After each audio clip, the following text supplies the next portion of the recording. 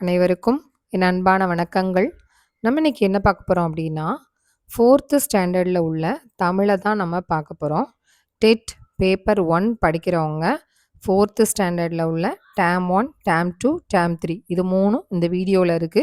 Book இல்ல அப்படின்னு சொல்லி யாரும் கவலைப்பட வேண்டாம். இந்த வீடியோவ பார்த்தாலுமே புக்ல உள்ள எல்லாமே இன்ச் பை இன்ச்சா இதில எடுத்து தான் வச்சிருக்கிறேன். அதனால நீங்க இத படிச்சாலுமே போதும். வீடியோவ மட்டும் ஸ்கிப் பண்ணாம பாருங்க. வாங்க நம்ம இப்ப வீடியோக்குள்ள போயிரலாம். First question. அன்னை தமிழே பாடலின் ஆசிரியர் யார் அப்படின்னா, நா. காமராசன். அன்னை தமிழே பாடலின் ஆசிரியர் நா. காமராசன். பண்டைய இலக்கியங்கள் கூந்தல் பனை என்னும் பனை ஓலைகளில் எழுதப்பட்டன. பண்டைய இலக்கியங்கள் வந்து எந்த பனை ஓலையில் எழுதப்பட்டது அப்படின்னு கொஸ்டின்ல கேட்கலாம். கூந்தல் பனை என்னும் பனை ஓலைகளில் எழுதப்பட்டன. அவற்றை ஓலைச்சுவடிகள் அப்படின்ற பெயரால அழைக்கிறோம். பனை மரத்தில் வாழும் பறவைகள் எது அப்படின்னு பார்த்தோம்னா, பனங்காடை, பனை உழவரான் அப்படின்ற 2 பறவையும் பனை மரத்தில் வாழக்கூடிய பறவைகள். பனை மரத்தில் வாழும் பறவைகள் பனங்காடை, பனை உழவரான். அடுத்தது, தமிழ்நாட்டின் மாநில மரம் எது அப்படின்னா, அது பனை மரம். தமிழ்நாட்டின் மாநில மரம் எது? பனை மரம். தாவரங்களின் உறுப்பு பெயர் மரபு சொற்கள் பார்க்கலாமா? இது வந்து ரொம்ப இம்பார்ட்டன்டான ஒரு கொஸ்டின். தாவரங்களினுடைய உறுப்பு பெயர் மரபு சொற்கள். மா, பலா, வாழை இது 3ம் நம்ம இலைன்னு சொல்றோம். ஈச்சம், தென்னை, பனை ஓலைன்னு சொல்றோம். கம்பு, கேழ்வரகு, சோளம் வந்து தட்டை. நெல், புல், திணை இது வந்து டெட்டுக்கு வந்திருந்த ஒரு கொஸ்டின். நெல், புல், திணை இதை வந்து தாள் அப்படின்றது சொல்லுவோம்.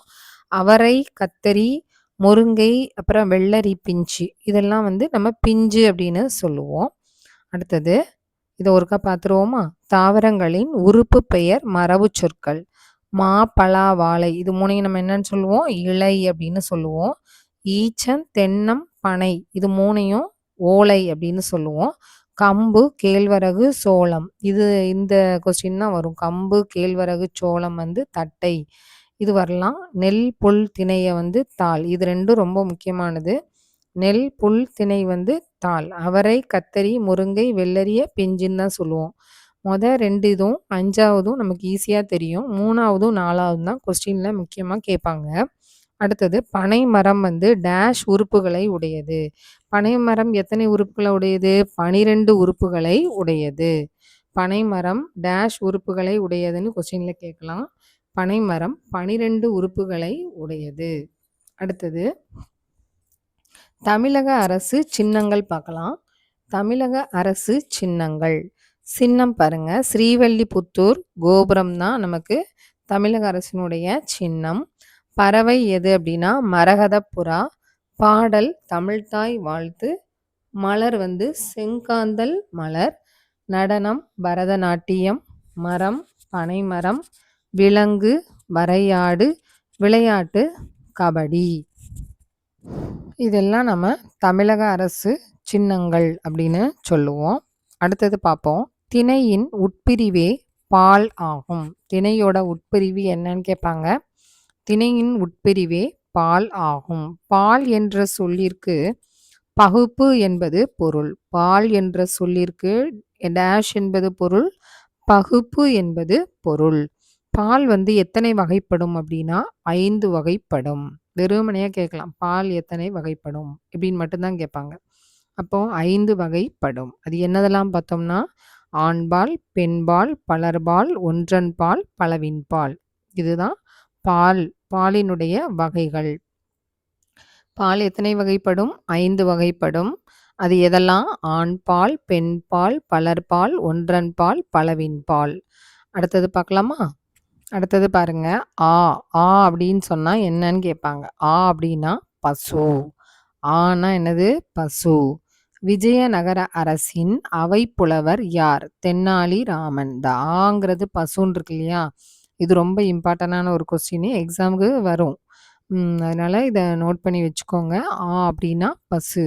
விஜயநகர அரசின் அவைப்புலவர் யார் அப்படின்னா தென்னாலி ராமன். விஜயநகர அரசின் அவைப்புலவர் யார்? தென்னாலி ராமன். தென்னாலிராமனின் அரசர் யாரு? கிருஷ்ணதேவராயர். தென்னாலிராமனின் அரசர் யார்? கிருஷ்ணதேவராயர். விகடகவி என்று யாரை நம்ம அழைக்கிறோம் அப்படின்னா, தென்னாலிராமனை தான் நம்ம விகடகவி அப்படின்னு அழைப்போம். விகடகவி என்று யாரை அழைப்பர்? தென்னாலிராமனை. விகடகவி என்றால் என்ன அர்த்தம்? நகைச்சுவையை குறிக்கும். விகடகவின்னா எதை குறிக்குது? நகைச்சுவையை குறிக்கும். அடுத்தது, தென்னாலிராமன் சிரிக்க வைத்து சிந்தனையை தூண்டும் வகையில் பேசுவார். தென்னாலிராமன் வந்து என்ன செய்வாரு அப்படின்னு கேட்கலாம். சிரிக்கவும் வைப்பாரு, சிந்திக்கவும் வைப்பாரு. தென்னாலிராமன் சிரிக்க வைத்து சிந்தனையை தூண்டும் வகையில அவர் வந்து பேசுவாரு. முளைப்பாரி பாடல் ஒரு நாட்டுப்புற பாடல். முளைப்பாரி பாடல் வந்து என்ன பாடல்னு கேட்கலாம். அது ஒரு நாட்டுப்புற பாடல். ஆ கூட்டல் நெய் அப்படின்னா என்னது? ஆனா என்னன்னு பார்த்தோம்? பசுன்னு பார்த்தோம். அப்போ நம்ம என்ன எழுதணும்? பசு நெய் அப்படின்னு எழுதணும். பூ கூட்டல் நெய். பூ அப்படின்னா அது வந்து தேனை குறிக்கும். பூ கூட்டல் நெய் தேன். இது ரெண்டும் முக்கியமான கொஸ்டின், நோட் பண்ணி வச்சுக்கோங்க. ஆ கூட்டல் நெய் பசு நெய். பூ கூட்டல் நெய் தேன். இரண்டு சொற்கள் ஒரே கருத்தினை வலுப்படுத்துவது என்னன்னு சொல்லுவோம் அப்படின்னா, நேரிணை சொற்கள் அப்படின்னு சொல்லுவோம். எக்ஸாம்பிள் வந்து, இந்த நேரிணை சொற்களுக்கு எக்ஸாம்பிள் சீரும் சிறப்புமாக. சீரும் சிறப்புமாக. இரண்டு சொற்கள் ஒரே கருத்தினை வலுப்படுத்துவதை நம்ம என்னன்னு சொல்லுவோம்? நேரிணை சொற்கள் அப்படின்னு சொல்லுவோம். அதுக்கு ஒரு எக்ஸாம்பிள் கொடுங்கன்னு கூட கேட்கலாம். சீரும் சிறப்புமாக. அடுத்தது, இரண்டு சொற்கள் எதிரெதிர் கருத்தினை வலுப்படுத்துவதை என்னன்னு சொல்லுவோம்? எதிரிணை சொற்கள். ரெண்டும் எதிரெதிர், அதிலே இருக்குது எதிரெதிர் கருத்தை அப்படின்னு கொடுத்துருக்காங்க. அதனால நம்ம எதிரிணை சொற்கள் அப்படின்னு சொல்லலாம். ஒரே கருத்து அப்படின்னா நேரிணை சொற்கள். எதிரெதிர் கருத்து அப்படின்னா எதிரிணை சொற்கள். எதிரிணை சொற்கள்னா என்ன சொல்லலாம்? இரவுக்கு பகல். இரவு பகல். அடுத்தது, கல்லணை. கல்லணை வந்து எங்க இருக்குது அப்படின்னா, தஞ்சாவூர் மாவட்டத்தில் உள்ளது. கல்லணை எங்க இருக்குது? தஞ்சாவூர் மாவட்டத்தில். தஞ்சாவூர் மாவட்டத்தில் உள்ள அணைக்கட்டு எது அப்படின்னு கேட்கலாம். கல்லணை. கல்லணையை கட்டியது யார்? கரிகாலன் என்ற மன்னர். கல்லணையை யார் கட்டினா? கரிகாலன். கரிகாலன் என்ன கட்டினாரு? கல்லணையை கட்டினாரு. கரிகாலன் ஒரு சோழ அரசர். கரிகாலன் வந்து எந்த நாட்டு அரசர்னு கேட்டா, அவர் வந்து ஒரு சோழ நாட்டினுடைய அரசர். இவருடைய இயற்பெயர் என்ன அப்படின்னா வளவன். கரிகாலனுடைய இயற்பெயர் வளவன். கரிகாலன் என்பதற்கு ஏன் அவருக்கு அந்த வளவன்ற கரிகாலனுக்கு ஏன் கரிகாலன் அப்படின்னு பேர் வந்துச்சு? கரிய காலை உடையதுனால இவருக்கு வந்து கரிகாலன் அப்படின்ற பேரு வந்துச்சு. கரிகாலன் என்பதற்கு கருகிய காலை உடையவன் என்பது பொருள். நெக்ஸ்ட் கொஸ்டின், மிக பழமையான அணை எது அப்படின்னு பார்த்தோம்னா அது கல்லணை தான். மிக பழமையான அணை எது அப்படின்னு கொஸ்டின்ல கேட்கலாம். கல்லணை தான் மிக பழமையான அணை. உலகின் மிகப்பெரிய பழமையான நீர்ப்பாசன திட்டம் எனவும் கூறப்படுகிறது. இதுதான் உலகத்திலேயே மிக பழமையான ஒரு நீர்ப்பாசன திட்டம் எது அப்படின்னு கேட்டாங்கன்னா கூட அது கல்லணை தான். மிக பழமையான அணை எது அப்படின்னா கல்லணை. உலகின் மிக பழமையான நீர்ப்பாசன திட்டம் எது அப்படின்னு கேட்டாலும் அதுவும் கல்லணை தான். கல்லணைய மணலில் அடித்தளம் அமைத்து கட்டியுள்ளார்கள். கல்லணையை வந்து மணல்ல அடித்தளம் அமைச்சு கட்டியிருக்காங்க. கல்லணையில் பாயும் ஆறு எது அப்படின்னா காவிரி ஆறு. கல்லணையில் பாயும் ஆறு காவிரி. கல்லணை 2ஆம் நூற்றாண்டுல கட்டப்பட்டது. கல்லணை வந்து எந்த நூற்றாண்டில் கட்டப்பட்டதுன்னு கேட்பாங்க. 2ஆம் நூற்றாண்டில் கட்டப்பட்ட அணை எது இப்படின்னு கூட கொஸ்டின்ல கேட்கலாம். கல்லணை வந்து 2ஆம் நூற்றாண்டில் கட்டப்பட்டது. காவிரி ஆறு. காவிரி, கொள்ளிடம், வெண்ணாறு, புதுவாறு என 4ஆக பிரியுது. காவிரி ஆறு வந்து 4 பிரிவுகளாக பிரிகிறது. அது எதெல்லாம் அப்படின்னு பார்த்தோம்னா, ஒரு பிரிவு காவிரி, இன்னொன்று கொள்ளிடம், அடுத்தது வெண்ணாறு, அடுத்தது புது ஆறு அப்படின்னு சொல்லிட்டு காவிரி ஆறு வந்து 4 பிரிவுகளாக பிரிகிறது. அடுத்தது, கல்லணையால் திருச்சி, தஞ்சாவூர் மாவட்டங்கள் இதனால் வளம் பெறுகிறது. இந்த கல்லணையினால தான் திருச்சியும், தஞ்சாவூர் மாவட்டமும் நல்ல தண்ணி தண்ணி வந்து அவங்களுக்கு செழிப்பா கிடைக்குது. அடுத்தது தமிழ்நாட்டின் முக்கியமான அணைகள் எதெல்லாம்? அப்படின்னு பார்க்கலாம். இதெல்லாம் வந்து நமக்கு மேட்ச்ல கூட இந்த மாரி கொஸ்டின்ஸ்லாம் கேட்பாங்க. தமிழ்நாட்டோடைய முக்கியமான அணை எது அப்படின்னு இப்போ நம்ம பார்க்கலாம். கல்லணை. இந்த கல்லணை எங்க இருக்குதுன்னு நம்ம பார்த்துட்டோம். தஞ்சாவூர். மேட்டூர் அணை எங்க இருக்கு அப்படின்னா சேலத்துல இருக்கு. வைகை அணை வந்து தேனி மாவட்டத்துல இருக்கு. சாத்தனூர் அணை திருவண்ணாமலை மாவட்டத்துல இருக்கு. பவானிசாகர் அணை ஈரோடு. கிருஷ்ணகிரி அணை கிருஷ்ணகிரில தான் இருக்கு. இன்னும் ஒருக்கா பார்த்துடலாமா? தமிழ்நாட்டின் முக்கிய அணை கல்லணை தஞ்சாவூர் மாவட்டம், மேட்டூர் அணை சேலம் மாவட்டம், வைகை அணை தேனி மாவட்டத்தில் இருக்குது, சாத்தனூர் அணை திருவண்ணாமலை மாவட்டத்தில் உள்ளது, பவானிசாகர் அணை ஈரோடு மாவட்டத்தில் உள்ளது, கிருஷ்ணகிரி அணை கிருஷ்ணகிரி மாவட்டத்தில் உள்ளது. அடுத்தது பாருங்க, காலம் எத்தனை வகைப்படும்? காலம் வந்து 3 வகைப்படும். அது என்னதெல்லாம் அப்படின்னா இறந்த காலம், நிகழ்காலம், எதிர்காலம். இதெல்லாம் எல்லாருக்கும் தெரிஞ்ச விஷயம்தான்.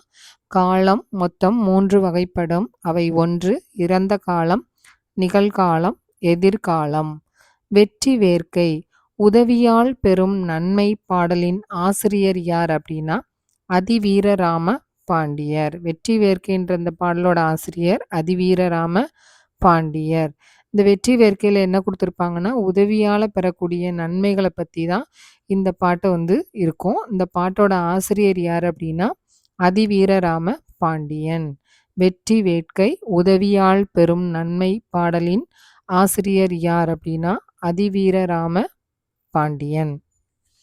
அடுத்தது 2 தொடர்களை இணைக்க பயன்படும் சொற்களை என்னன்னு சொல்லுவோம்? இணைப்பு சொற்கள் அப்படின்னு சொல்லுவோம். 2 தொடர்களை இணைக்க பயன்படும் சொற்கள் இணைப்பு சொற்கள் ஆகும். ஆல் அப்படின்னா என்ன அப்படின்னா ஆலமரம். இது ஒரு முக்கியமான கொஸ்டின். ஆல் அப்படின்னா ஆலமரம். புரவி அப்படின்னா எதை குறிக்கும்னா குதிரையை குறிக்காங்க. ஆல் அப்படின்னா ஆலமரம், புரவி அப்படின்னா குதிரை. முக்கியமான கொஸ்டின், நோட் பண்ணிக்கோங்க. மீன்களில் 22,000 வகையான மீன்கள் உள்ளன. மீன்கள்ல மொத்தம் எத்தனை வெரைட்டிஸ் ஆஃப் ஃபிஷ்ஷஸ் இருக்கு அப்படின்னு கேட்டிருக்காங்க. மீன்களில் வந்து 22,000 வெரைட்டிஸ் ஆஃப் ஃபிஷ்ஷஸ் வந்து இருக்குது. மீன்களில் 22,000 வகையான மீன்கள் உள்ளன. மீன்கள்லேயே மிகச்சிறியது எது அப்படின்னா இந்த கோபி அப்படின்ற வகையை சார்ந்த ஒரு ஃபிஷ்ஷு தான் இருக்கிறதுலே ரொம்ப குட்டியாக இருக்குமா. மீன்களில் மிகச்சிறியது எது? கோபி வகையை சார்ந்தது. கோபி மீனுடைய நீளம் எவ்வளவு அப்படின்னா 13 மில்லி மீட்டர் அவ்வளோதான் இருக்கும், ரொம்ப குட்டியா. கோபி மீனின் நீளம் 13 மில்லி மீட்டர். இதெல்லாம் எழுதி வச்சுக்கோங்க. மிகப்பெரிய மீன் திமிங்கல சுறா. இதனுடைய நீளம் எவ்வளவு? 18 மீட்டர் நீளம் உள்ளது. மிகப்பெரிய மீன் வந்து திமிங்கல சுறா.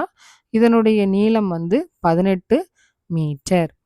இதெல்லாம் நான் உங்களுக்கு வீடியோ போடுவேன் நான் நினச்சி கூட பார்க்கல. ஹேண்ட் ரைட்டிங் உங்களுக்கு புரியலைனாலும் கொஞ்சம் அட்ஜஸ்ட் பண்ணிக்கோங்க. ஏன்னா நான் படிக்கும்போது எழுதுனது. இதெல்லாம் நான் வச்சு நான் படித்து தான் நான் டெட்டில் நான் பாஸ் பண்ணேன். நான் படித்து பாஸ் பண்ண மாதிரி நீங்களும் படித்து தேர்வில் வெற்றி பெறணும் அப்படிங்கிறதுக்காக தான் நான் அந்த வீடியோ போட்டுட்ருக்கிறேன். வீடியோவை மட்டும் ஸ்கிப் பண்ணாமல் டெய்லி போட்டு கேளுங்க. நீங்கள் கண்டிப்பாக டெட்டில் வெற்றி பெறலாம். இதோட நமக்கு டேம் 1 முடிஞ்சிருச்சு. இப்போது நம்ம 4th ஸ்டாண்டர்டில் டேம் 2 வீடியோ நம்ம பார்க்கலாம். இப்போ வாங்க. ஃபஸ்ட்டு கொஸ்டின் வந்து காவல்காரர் பாடலை எழுதினது யார் அப்படின்னா ஏழ வள்ளியப்பா. காவல்காரர் பாடலை எழுதியவர் ஏழ வள்ளியப்பா. காவல்காரர் பாடல் மலரும் உள்ளம் என்னும் நூலின் 2ஆம் தொகுதியில் இருக்குது. காவல்காரர் பாடல் வந்து மலரும் உள்ளம் அப்படிங்கிற நூலில் 2வது தொகுதியில் எடுத்து பார்த்தோம்னா இந்த காவல்காரன்ற பாடல் வந்து இருக்கும். நோட் பண்ணி வச்சுக்கோங்க. மலரும் உள்ளம். அடுத்தது தோட்டத்தில் பூச்சி தாக்குதலை தடுக்க நம்ம என்ன செய்வோம் அப்படின்னு சொன்னால் முட்டை ஓட்டுத்தூள் இருக்கு இல்லையா, அதுவும் கொஞ்சோல சிறிது உப்பையும் நம்ம கலந்து செடியை சுற்றி ஒரு வளையம் போட்டு வச்சிட்டோம் அப்படின்னு சொன்னால் தோட்டத்தில் வந்து பூச்சி தாக்குதல் வந்து இருக்காதாம். அடுத்தது பாருங்க. வேளாண்மைக்கு பயன்படும் பூச்சிக்கொல்லி, களைக்கொல்லி தாவரத்தின் கனிம வளத்தை குறைக்கும்.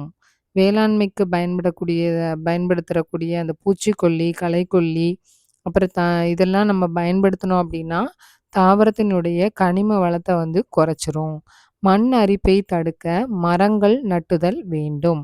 மண் அரிப்பை தடுக்கிறதுக்கு நம்ம நிறைய மரங்கள வந்து நடணும். அடுத்தது யானைக்கும் பானைக்கும் சரி என்ற கதை உணர்த்தும் நீதி. இந்த நீதி எது அப்படின்னா, ஆத்திரக்காரனுக்கு புத்தி மட்டும். யானைக்கும் பானைக்கும் சரி என்ற கதையை உணர்த்தும் நீதி எது அப்படின்னா, ஆத்திரக்காரனுக்கு புத்தி மட்டும்.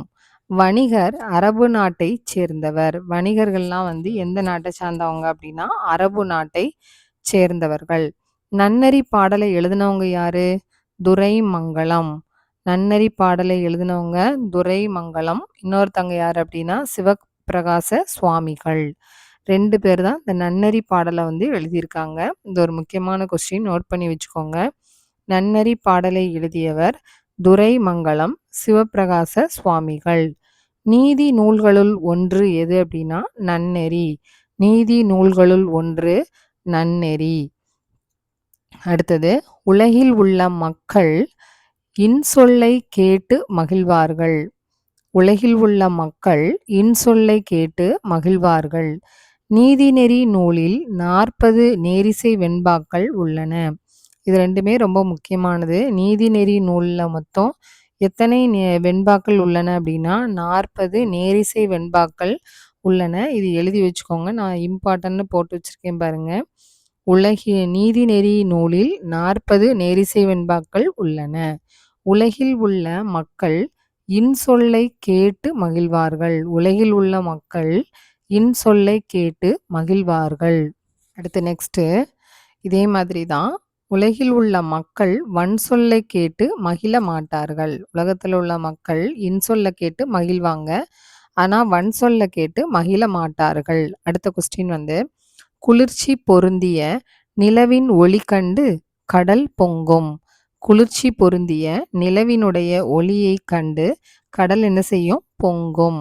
அப்போ குளிர்ச்சி பொருந்திய டேஷ் கண்டு கடல் பொங்கும் அப்படின்னு கேட்பாங்க கொஸ்டின்ல. நிலவின் ஒளி. முத்தமிழ். முத்தமிழ் எதை சொல்றோம்? இயல், இசை, நாடகம். இதை தான் நம்ம முத்தமிழ் அப்படின்னு சொல்றோம். முச்சங்கம் எது அப்படின்னு கொஸ்டின்ல கேட்டாங்கன்னா முதல் சங்கம், இடைச்சங்கம், கடைச்சங்கம். இது வந்து முச்சங்கங்கள். முத்தமிழ்னா இயல், இசை, நாடகம். முச்சங்கம் அப்படின்னா முதல் சங்கம், இடைச்சங்கம், கடைச்சங்கம். முக்காலம் எது அப்படின்னா இறப்பு, நிகழ்வு, எதிர்வு. இது 3ம் காலத்தை குறிக்கும். அதாவது நிகழ்காலம், எதிர்காலம், இறந்த காலம். இந்த 3 காலங்களையும் குறிக்கிறது. முப்பொருள் எது அப்படின்னா அறம், பொருள், இன்பம். இது 3ம் முப்பொருள். முப்பொருள் எது அப்படின்னா அறம், பொருள், இன்பம். முக்காலம் எது அப்படின்னாக்கா இறந்த காலம், நிகழ்காலம், எதிர்காலம். அடுத்தது மூவிடம் கேட்டிருக்காங்க. மூவிடம் எது அப்படின்னா தன்மை, முன்னிலை, படர்க்கை. இது 3ம் மூவிடத்தை குறிக்கும். புகழ்பெற்ற அறிவியல் அறிஞர் யார் அப்படின்னா தாமஸ் ஆல்வா எடிசன் தான் புகழ்பெற்ற அறிவியல் அறிஞர். புகழ்பெற்ற அறிவியல் அறிஞர் யார் அப்படின்னு கொஸ்டின்ல கேட்டாங்கன்னா Thomas Alva Edison. Thomas Alva Edison மின் விளக்கை கண்டுபிடித்தார். அவர் என்ன கண்டுபிடிச்சாரு? மின் விளக்கை கண்டுபிடித்தார். புகழ்பெற்ற அறிவியல் அறிஞர் யாரு? Thomas Alva Edison. இவர் என்ன கண்டுபிடிச்சார் அப்படின்னா மின் விளக்கை கண்டுபிடிச்சாரு. அடுத்தது பாருங்க, திருக்குறள் முதலில் அச்சிடப்பட்ட ஆண்டு எது? இது ரொம்ப முக்கியமான ஒரு கொஸ்டின். 1812 தான் திருக்குறளை முதல்ல என்ன செஞ்சாங்க? அச்சிடப்பட்டுச்சு. புக்கா வந்து வெளிவந்துச்சு. திருக்குறள் முதலில் அச்சிடப்பட்ட ஆண்டு 1812. நெக்ஸ்ட் கொஸ்டின், திருக்குறள் அகர எழுத்தில் தொடங்கி நகர எழுத்தில் முடிகிறது. இதெல்லாம் முக்கியமான கொஸ்டின், நோட் பண்ணி வச்சுக்கோங்க, எழுதி வச்சு படிங்க. அப்போதான் படிக்கிறது என்றைக்குமே நம்ம மனசில் இருக்கும், மறந்து போகாது. அப்போதான் நம்ம எக்ஸாமில் போய் கரெக்டாக நம்ம எழுத முடியும். திருக்குறள் அகர எழுத்தில் தொடங்கி நகர எழுத்தில் முடிகிறது. திருக்குறளில் இடம்பெற்றுள்ள 2 மலர்கள் எது? இது முக்கியமான கொஸ்டின். அனிச்ச மலரும் குவளை மலரும் தான் திருக்குறளில் இடம்பெற்றிருக்கக்கூடிய 2 மலர்கள். திருக்குறளில் இடம்பெற்றுள்ள 2 மலர்கள் எது? அனிச்ச மலர், குவளை மலர். சோழ மன்னர்களுள் ஒருவன் மனுநீதி சோழர். சோழ மன்னர்களில் ஒருத்தர் யார் அப்படின்னா அவர் மனுநீதி சோழர். சோழ மன்னர்களுள் ஒருவர் மனுநீதி சோழர். தச்சர் செய்த வேலை எது அப்படின்னா ஆராய்ச்சி மணி அமைத்தல். தச்சர் செய்த வேலை ஆராய்ச்சி மணி அமைத்தல். இதோட டேம் 2 நமக்கு முடிஞ்சிருச்சு. இப்போ நம்ம டேம் 3 வீடியோ பார்க்கலாம். டேம் 3ல ஃபர்ஸ்ட் கொஸ்டின், பறவை கப்பல் என குறிப்பிடப்படுவது எது அப்படின்னா செயற்கைக்கோள். இதெல்லாம் முக்கியமான கொஸ்டின். பறவை கப்பல் என குறிப்பிடுவது செயற்கைக்கோள். செயற்கைக்கோளையோடைய பயன்கள் என்ன அப்படின்னா மண்ணில் உள்ள வளங்களை நுட்பமாக காட்டுகிறது. செயற்கைக்கோளோட பயன்கள் என்ன? மண்ணில் இருக்கக்கூடிய வளங்களை நுட்பமாக காட்டக்கூடியது. கனிம வளங்கள், வானில் சுழலும் கோள்கள், இதுதான் இந்த செயற்கைக்கோள்களுடைய பயன்கள். தகவல் தொடர்புக்கும் ரொம்ப உதவுது. அதாவது சுனாமி வருது அப்படின்னு சொன்னால் இந்த செயற்கைக்கோள் தான் நமக்கு முன்னெச்சரிக்கையாக நமக்கு இன்ஃபர்மேஷனை கொடுக்குது. செயற்கைக்கோளின் பயன்கள் மண்ணில் உள்ள வளங்களை நுட்பமாக காட்டுகிறது. கனிம வளங்கள், வானில் சுழலும் கோள்கள், அப்புறம் கடல் வளம் தகவல் தொடர்புக்கு உதவுகிறது. பிராக்கெட்டில் சுனாமி எச்சரிக்கையெல்லாம் விடுக்கிறதுக்காக உதவுது.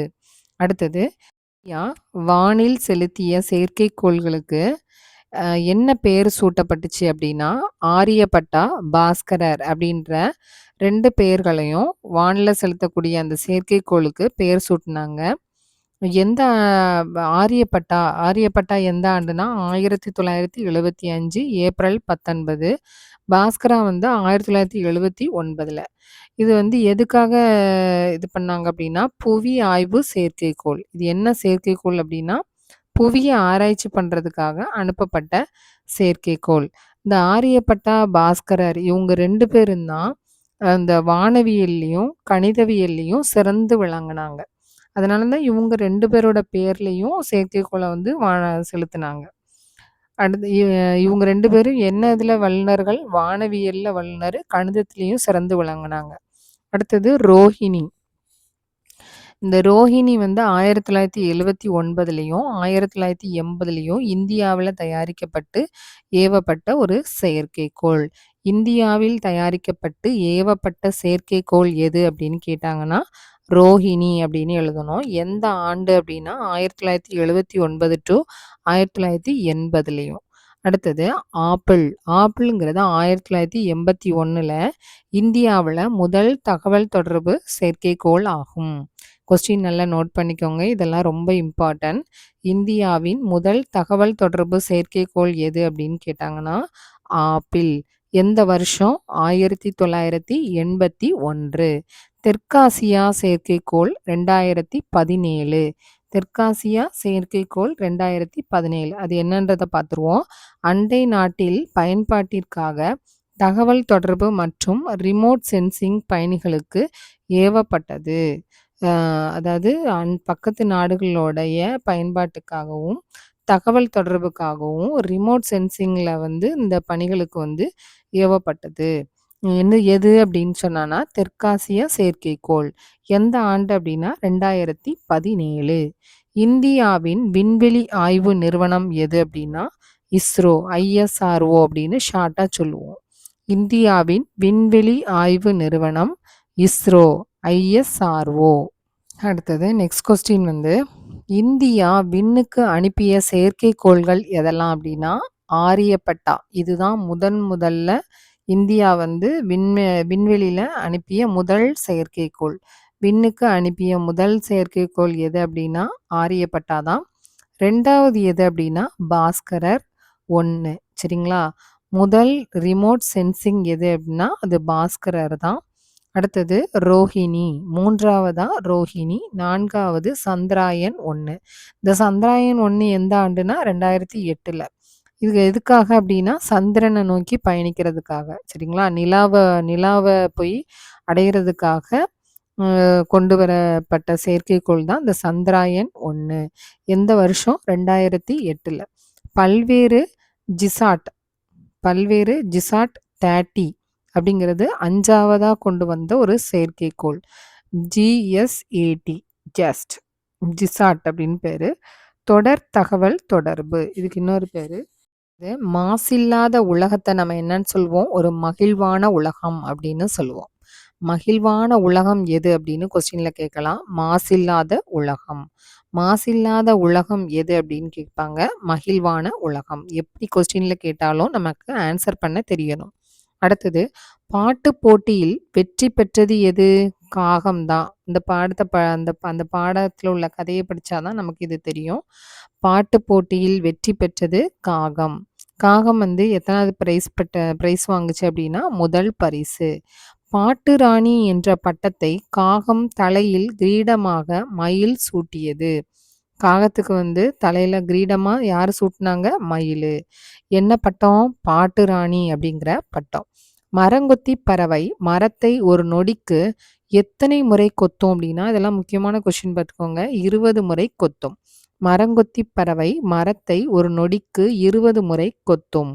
புறா ஓய்வெடுக்காமல் சுமார் 1000 கிலோமீட்டர் வரை பறக்கும் திறன் கொண்டது. புறா வந்து ரெஸ்டே எடுக்காம 1000 கிலோமீட்டர் வரைக்கும் அது பறக்குமா.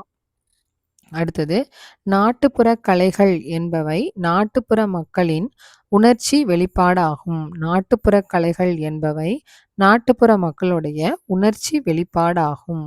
நாட்டுப்புற உணர்ச்சிகள் பாடலாகவும் ஆடலாகவும் வெளிப்படும். நாட்டுப்புற உணர்ச்சிகள் பாடலாகவும் ஆடலாகவும் வெளிப்படும். Next question. சென்னையின் முக்கிய இடங்கள். அதில் எது முக்கியமான இடம்? மெரினா கடற்கரை, அப்புறம் ஏர்போர்ட்டு, விமான நிலையம், மிகப்பெரிய அண்ணா நூற்றாண்டு நூலகம், உயிர்காட்சி சாலை, பொழுதுபோக்கு மையம், தகவல் தொழில்நுட்ப பூங்கா. இதெல்லாமே சென்னையில் உள்ள முக்கியமான இடங்கள். ஒருக்கா பார்க்கலாமா? சென்னையினுடைய முக்கியமான இடங்கள் எது? மெரினா கடற்கரை, விமான நிலையம், மிகப்பெரிய அண்ணா நூற்றாண்டு நூலகம், உயிர்காட்சி சாலை, பொழுதுபோக்கு மையம், தகவல் தொழில்நுட்ப பூங்கா. அடுத்தது தகவல் தொழில்நுட்ப பூங்கா சென்னையில் வந்து தரமணி ராஜீவ்காந்தி சாலையில் உள்ளது. தகவல் தொழில்நுட்ப பூங்கா எங்கே இருக்குது அப்படின்னா சென்னையில் தரமணியில் ராஜீவ்காந்தி சாலையில் இருக்குது. இது வந்து 13 அடுக்கு மாடியை கொண்டது. சரிங்களா? 13 மாடி கட்டடம் அது. தகவல் தொழில்நுட்ப பூங்காவில் கணினி தகவல் தொழில்நுட்ப செயல்பாடு நடைபெறுகிறது. தகவல் தொழில்நுட்ப பூங்காவில் என்ன நடக்கும் அப்படின்னா கணினி தகவல் தொழில்நுட்ப செயல்பாடு நடைபெறுகிறது. கணினியை கண்டுபிடிச்சது யாரு? Charles Babbage. கணினியை கண்டுபிடித்தவர் யாரு? Charles Babbage. இது முக்கியமான கொஸ்டின். கணினி என்பது என்னது? உள்ளீடு வெளியீடு. கணினி என்பது என்னது? உள்ளீடு வெளியீடு. கணினியின் முதன்மையான பகுதியை நம்ம என்னன்னு சொல்றோம் அப்படின்னா மைய செயல்பாட்டு பகுதி, அதான் CPU. அது இங்கிலீஷில், தமிழில் வந்து மைய செயல்பாட்டு பகுதி, இங்கிலீஷில் வந்து CPU அப்படின்னு சொல்லுவோம். கட்டுப்பாட்டகம் கண்ட்ரோல் யூனிட். கட்டுப்பாட்டகம் இது வந்து கண்ட்ரோல் யூனிட். அப்புறம் நினைவகம் மெமரி. உள்ளீடு மற்றும் வெளியீடு இன்புட் அண்ட் அவுட்புட். இதுதான் கணினியுடைய முதன்மையான பகுதிகள். கணினியுடைய முதன்மையான பகுதிகள் எது? மைய செயல்பாட்டு பகுதி CPU, கட்டுப்பாட்டகம் கண்ட்ரோல் யூனிட், நினைவகம் மெமரி, உள்ளீடு மற்றும் வெளியீடு இன்புட் அண்ட் அவுட்புட். அடுத்தது பாருங்க, கணினி உலகம் பாடத்தின் திறன். இதை வந்து சொற்களஞ்சிய பெருக்க சொல்லாட்சி திறனும் அப்படின்னு சொல்லுவோம். கணினி உலகம் பாடத்தோடைய திறன் என்ன அப்படின்னா சொற்களஞ்சிய பெருக்கமும் சொல்லாட்சி திறனும் அடங்கியது தான் இந்த கணினி உலக பாடத்தோடைய திறன். அடுத்தது நெக்ஸ்ட்டு, உலகிலேயே மிக உயரமான சிகரம் எது அப்படின்னா இமயமலை. இமயமலையில் உள்ள எவரெஸ்ட் தான் இருக்கிறதுலே உயரமான சிகரம். உலகிலேயே மிக உயரமான சிகரம் எது? இமயமலையில் உள்ள எவரெஸ்ட். தென்னிந்தியாவின் மிக உயரமான சிகரம் எது? நல்லா கவனிச்சுக்கோங்க, கொஸ்டின் நல்லா கவனித்து எழுதணும். உலகிலேயே மிக உயரமான சிகரம் எது அப்படின்னு சொன்னால் இமயமலையில் உள்ள எவரெஸ்ட். உலகத்தில் தென்னிந்தியாவுல மிக உயரமான சிகரம் எது அப்படின்னு கேட்டாங்கன்னா, ஆனைமலையில் உள்ள ஆனைமுடி. யானை இருக்கிறதுலே பெருசா இருக்கும் இல்லையா? அத மட்டும் மைண்ட்ல வச்சுக்கோங்க. தென்னிந்தியாவுலனா யானைய ஞாபகம் வச்சுக்கோங்க. ஆனைமலையில் உள்ள ஆனைமுடி. ஒரு தொடரில் எழுவாய், பயனிலை, செய்யப்படும் பொருள் ஆகிய 3ம் இருக்கும். ஒரு தொடர்ல என்னலாம் இருக்கும் அப்படின்னு கேட்பாங்க. ஒரு தொடர்ல எழுவாய், பயனிலை, செய்யப்படும் பொருள் இந்த 3ம் இருக்கும். யார், எவர், எது, எவை என்னும் வினாக்களுக்கு விடையளிக்க வருவதே எழுவாய் அப்படின்னு சொல்லுவோம். எழுவாய்ன்னு எதை சொல்லுவோம்? யார், எவர், எது, எவை. இதுல ஏதாவது ஒண்ண கூட குடுத்து இதுல வந்து எழுவாய் எது அப்படின்னு கொஸ்டின்ல கேட்கலாம். எக்ஸாம்பிள் வந்து முல்லை படம் வரைந்தாள். இதுல முல்லைங்கிறது என்னது? எழுவாய். ஒரு தொடரை முழுமை பெறச் செய்யும் சொல்லே பயனிலை அப்படின்னு சொல்லுவோம். ஒரு தொடரை முழுமை பெறச் செய்ததான் என்ன என்ன சொல்லுவோம்? பயனிலை அப்படின்னு சொல்லுவோம். எக்ஸாம்பிள் வந்து அவன் வந்து சென்றான். அவன் வந்து சென்றான். இங்க சென்றான் அப்படிங்கிறது வந்து என்னது? பயனிலை. பயனிலை மொத்தம் எத்தனை வகைப்படும் அப்படின்னா 3 வகையா பிரிக்கலாம். ஒண்ணு வந்து பெயர் பயனிலை, 2வது வினை பயனிலை, 3வது வினா பயனிலை அப்படின்னு 3 பிரிவா பிரிக்கிறோம். பெயர் பயனிலைக்கு எக்ஸாம்பிள் என்னது அப்படின்னா அவன், வளவன். அவன் அப்படிங்கிறது என்னது? எழுவாய். வளவன் அப்படிங்கிறது பெயர் பயனிலை. அடுத்தது வினை பயனிலை அப்படின்னா குமரன் பாடினான். குமரன் அப்படிங்கிறது எழுவாய். பாடினான் அப்படிங்கிறது வினை பயனிலை. இதெல்லாம் முக்கியமானது, நோட் பண்ணி வச்சுக்கோங்க. கிராமர் தான் அதிகமா தமிழ்ல வந்து கேட்பாங்க. அதனால இதெல்லாம் நோட் பண்ணி வச்சு படிங்க. வினா பயனிலை இதுக்கு எக்ஸாம்பிள் வந்து நீ யார். நீ வந்து என்னது? எழுவாய். யார் வந்து வினா பயனிலை. லைட்டா ஒரு தடவை பார்த்துடலாமா? ஒரு தொடரை முழுமை பெறச் செய்யும் சொல்லையே நம்ம பயனிலை அப்படின்னு சொல்றோம். எக்ஸாம்பிள் அவன் வந்து சென்றான். இதுல சென்றான் அப்படிங்கிறது பயனிலை. பயனிலை மொத்தம் 3 வகைப்படும். பெயர் பயனிலை, வினை பயனிலை, வினா பயனிலை. பெயர் பயனிலைக்கு எக்ஸாம்பிள் அவன், வளவன். அவன் அப்படிங்கிறது எழுவாய், வளவன் அப்படிங்கிறது பெயர் பயனிலை. வினை பயனிலைக்கு எக்ஸாம்பிள் வந்து குமரன் பாடினான். குமரன் அப்படிங்கிறது எழுவாய், பாடினான் அப்படிங்கிறது வினை பயனிலை. வினா பயனிலைக்கு எக்ஸாம்பிள் நீ யார். நீ அப்படிங்கிறது எழுவாய், யார் அப்படிங்கிறது வினா பயனிலை. பெயர் பெயர் பிளஸ் பெயர் அப்படின்னா பெயர் பயனிலை. பெயர் பிளஸ் வினை வந்து வினை பயனிலை. பெயர் பிளஸ் வினா வினா பயனிலை. சரிங்களா? பெயர் பயனிலைக்கு எக்ஸாம்பிள் வந்து வளவன், நல்லவன். வினை பயனிலைக்கு வளவன் சென்றான். வினா பயனிலைக்கு வளவன் யார். எழுவாயும் பயனிலையும் திணை, பால், எண், இடம் இதெல்லாம் இணைஞ்சு வர்றது தான் எழுவாய் பயனிலை. நீதிநெறி விளக்கம் பாடலுடைய ஆசிரியர் யார் அப்படின்னா குமரகுருபரர். நீதிநெறி விளக்கம் பாடலின் ஆசிரியர் குமரகுருபரர். மெய் என்பதன் பொருள் எதை குறிக்கும்னா உடல். மெய் என்பதன் பொருள் உடல். நவை என்பதன் பொருள் குற்றம். மெய் என்பதன் பொருள் உடல். நவை என்பதன் பொருள் குற்றம். ஐந்தாங்கல், கல்லாட்டம் இதெல்லாம் வந்து சீனா, பர்மா, இலங்கை போன்ற நாடுகள்ல இது ரொம்ப என்ன செய்வாங்களாம்? அந்த விளையாட்டை விளையாடுவாங்களாம். ஐந்தாங்கல்லும் கல்லாட்டமும் எங்கு அதிகமாக விளையாடுவாங்கன்னு கொஸ்டின்ல கேட்டாங்கன்னா சீனா, பர்மா, இலங்கை போன்ற நாடுகளில் விளையாடுகின்றனர். முல்லை நில மக்கள் காளையை அடக்குவதை வீர விளையாட்டாக கருதினாங்க. முல்லை நில மக்கள் வந்து காளையை அடக்கிறத வீர விளையாட்டாக கருதினர். அடுத்தது பாருங்க, நம் வயிற்றை நிரப்புவது பூமி. நம் வயிற்றை நிரப்புவது பூமி. ஒரு மனிதனுக்கு அதிக மகிழ்ச்சி தருவது எது அப்படின்னா தூக்கம். ஒரு மனிதனுக்கு அதிக மகிழ்ச்சி தருவது தூக்கம். அதிவிரைவாக செல்வது நமது சிந்தனை ஓட்டம். அதிவிரைவாக செல்வது எது அப்படின்னா நம்மளோட சிந்தனை ஓட்டம் தான் ரொம்ப ஸ்பீடா போகும். கற்பனை பண்ணி பார்க்கறது. விடுகதைகளுக்கு 9 வடிவங்கள் உள்ளன. இது முக்கியமான கொஸ்டின் பார்த்துக்கோங்க. விடுகதைக்கு எத்தனை வடிவங்கள் உள்ளனன்னு கேட்பாங்க. விடுகதைகளுக்கு 9 வடிவங்கள் உள்ளன.